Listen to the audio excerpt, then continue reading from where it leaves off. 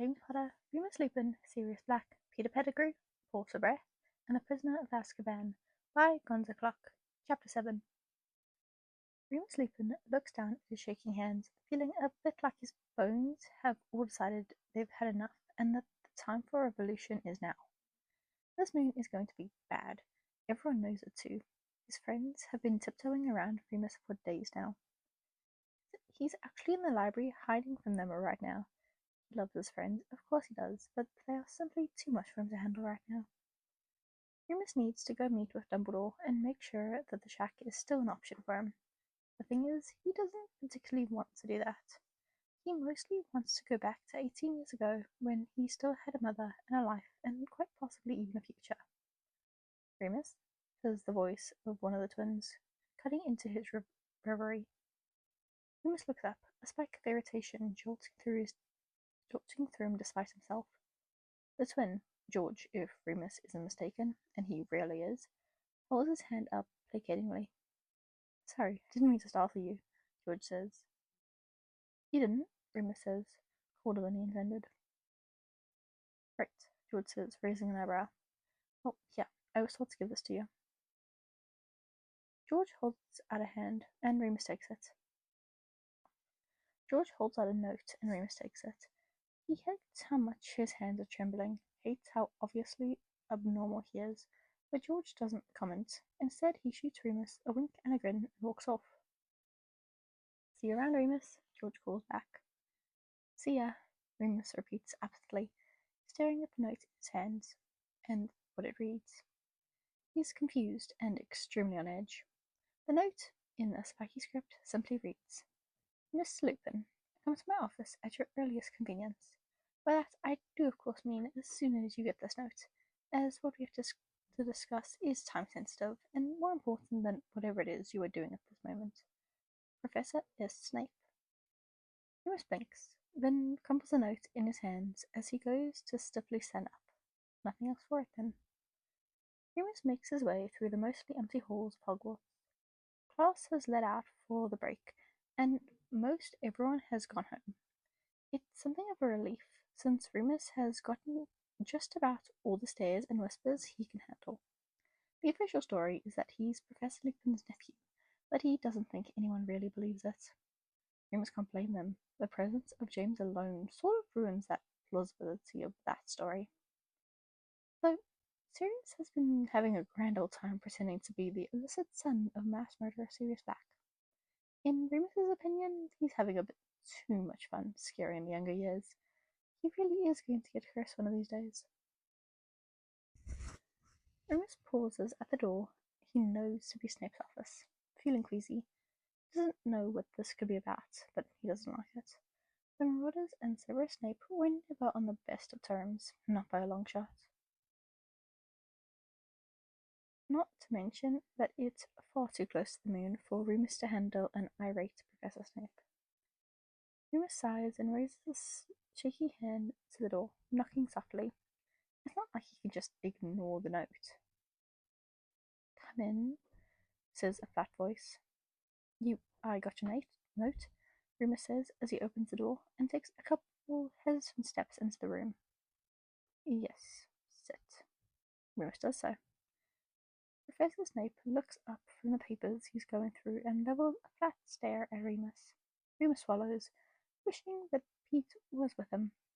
Pete has disarming people down to an art form. That boy could puppy dog eyes his way out of murder. Wordlessly, Snape slides a paper across the desk to Remus. Sign, he says, rolling a muggle ballpoint pen over as well. Remus blinks, then holds the paper up. It looks like a disclosure of some sort. I don't, Remus starts. Snape sighs, running a hand down his face. Have you forgotten how to read? Oh, Remus retorts, feeling a flash of anger. Read it then, Snape says, rolling his eyes. Remus shoots a narrow-eyed glare at the man, before turning back to the paper. He scans the document, his eyes growing wider with each sentence. He looks back up at Snape. I can't, Remus starts, then clears his throat. I can't accept this. I don't have money. Snape levels another stare at him. I don't want your money, he says flatly. I want you to sign the disclosure so I can give you the potion that will keep you from ripping your face apart in a week. Remus feels a bit lightheaded. Why would you? How can you? Snape raises an eyebrow. I've been told I'm a fairly proficient brewer.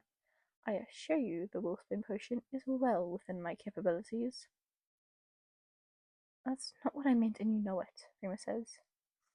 Sign the damn paper, Snape says. Remus sighs. Remus signs it and hands it back over, feeling a little bit like he might faint. Here, Snape says, sliding Remus a vial and a piece of paper. Instructions are on the paper. Follow them to a T. Now get out. Remus grabs the vial and the paper, standing up a bit unsteadily. He goes to the door, then pauses. When James finds out, Remus says, not looking up from the doorknob, he'll want to thank you personally. There's a moment of silence, but Remus doesn't dare turn around. If you feel at all indebted to me for making this potion of yours, you will keep that menace from doing anything of the sort. Understood, Remus says, opening the door and limping off without looking back. Remus's heart is racing. He can't believe it. Wolfsbane. He needs to find his friends. They should know. Mr. Lupin? Professor Lupin says, stopping Remus in his tracks. Remus turns around, looking up at the old, tired face of himself. He doesn't think the servility of that is going to wear off anytime soon. Professor Lupin's gaze flickers down to the vial Remus is clutching close to his chest, and his face breaks out into a relieved smile. Never mind, he says. Have a good day. All right, Remus says, a bit confused. What had that been about? He shakes his head and goes back to making his way to the Gryffindor Tower. He wants to tell his friends the good news. James, Sirius, and Peter all sit in rapt amazement as Remus describes what just happened. After he's finished his tale, the four just sit in silence for a moment. Then James hops up. Well, let's go, James says. Sirius sighs sadly, so sad you think the world was ending, but nods and moves as though he's about to stand. Go where? Pete asks, confused. No, Remus says. James levels a stern glare at Remus. Remus? James, I'm serious, Remus says. No, you're not, Sirius says at the same time. Peter pipes up. Actually, I swear to God, Remus says, shooting a glare at the two. His eyes must betray just how unamused he is, because both Sirius and Pete sit back, looking abashed. Lads, James says, looking impatient, come on, we have an apology to make. Sirius nods again and goes to stand up again. Remus's hand shoots out, stopping him. Do you not remember the part where I said, and then he said that if any of you try to apologize, he will undoubtedly kill us all and then never make me the potion again? Surely he didn't phrase it like that, James says. Maybe we can figure out a loophole? How about we prank him? Peter pipes up. The three others turn to look at him, incredulous. Peter shrugs, but doesn't back down. Just an idea, he says. A terrible idea, Remus says. No, guys, it would be a nice prank. Like, we could hide 1,000 galleons around his office. James hums, getting an excited glint in his eyes. Do you have 1,000 galleons? Remus asks, leaning back and folding his arms. And also no. Oh, you're fun, Moony, Pete pouts. Sorry, Remus says. Must have something to do with the fact that my skeleton sort of feels like it's in the process of breaking one bone at a time. Everyone says, and Remus instantly regrets what he'd said. Sorry, Remus says, but really, Snape was adamant. I think it'll just make everything worse if we point out his niceness, you know? Even with an anonymous nice prank. Sirius whistles, looking at Remus with an appreciative expression. You have a real way with words, Minnie. I could hear the quotation marks. Remus stamps down hard on the completely irrational flush threatening to overtake his face.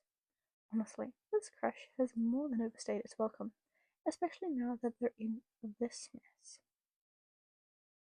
Who says we need to prank him? Pete pipes up again. What if we prank the Slytherins? Nicely? You want us to nicely prank the Slytherins? Sirius asks, looking at Peter like he just suggested tricking the Sorting Hat into sorting a nuclear bomb and then detonating it. No, he's on something, Jim says, rubbing his chin. Once, Old Man Seb won't be able to get mad at us for that. You're severely underestimating that man, Remus mutters, and I think you know it too. For another, James says, resolutely ignoring Remus and visibly getting more and more excited. Think about it, no one will be expecting it. Peter nods smugly.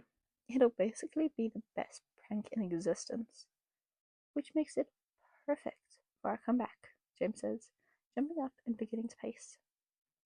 Sirius lets out a dramatic groan and flings himself backwards onto the bed, covering his face with an arm. It's damn good and you know it, James says smugly. Sirius says. Remus rolls his eyes. At least it's going to be a nice prank, whatever the fuck that means. Okay, chapter 10. This was just a fun chapter actually. If I'm talking soft again, it is late. I messed up so many times at the start because it's almost midnight. It's like 20 to midnight right now for me. How am I recording at this time? Well, I had the whole day off and I literally just watched a whole bunch of shows. Watched a lot of shows. Finished Squid Game. Watched the K-pop Demon Hunters. That was actually a really fun movie. I did nothing today. I should have recorded. I'm sorry. I apologize. I should have done videos. Oh well. It's too late now. I hope you enjoyed this video though. Like, I'm gonna try and keep up the schedule of posting one a day because these ones are short, so I can actually probably do it. But the chances of me actually doing it are a little bit low because I should have recorded more on the days when I had a whole bunch of videos pre-recorded. I think you guys can see them when they're like scheduled because I can see when other people schedule things. No clue. Anyway, I hope you enjoyed. Bye bye.